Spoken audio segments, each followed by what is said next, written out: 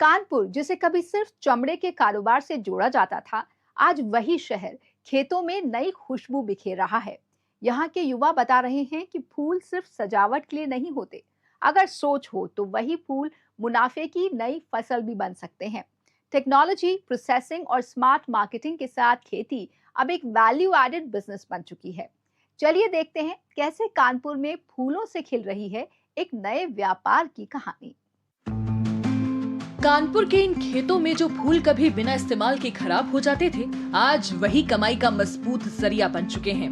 यहीं के रहने वाले शिवराज निषाद ने अपनी नौकरी छोड़कर इस सोच को एक उद्योग का रूप दिया। उन्होंने सोलर ड्रायर सिस्टम तैयार किया, जिसमें फूलों को नियंत्रित तापमान पर सुखाया जाता है। इससे उनकी खुशबू और औषधीय गुण सुरक्षित रहते हैं।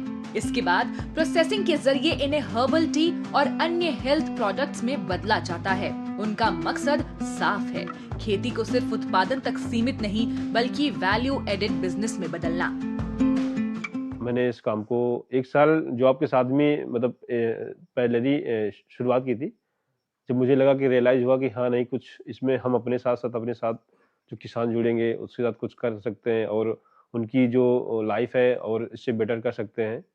तो फिर मैंने अपनी जॉब छोड़ दी। फिर मैं परमानेंट इसी काम में आ गया।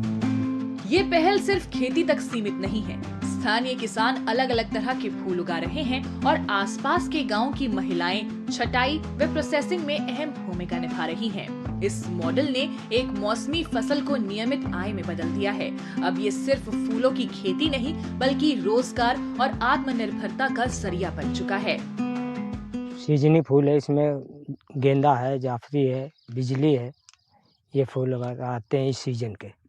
और इसके पहले गुलाब भी होता था, बेला होता था। ये फूल है गेंदे का।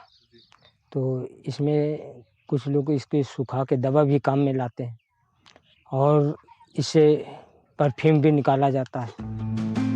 साधारण फूलों से शुरू हुई ये पहल अब एक बड़े बदलाव की मिसाल बन चुकी है।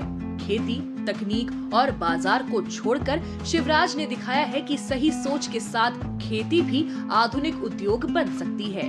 कानपुर का ये मॉडल बता रहा है कि अगर नवाचार साथ हो तो गांव की मिट्टी से भी वैश्विक अवसर उगाए जा सकते हैं।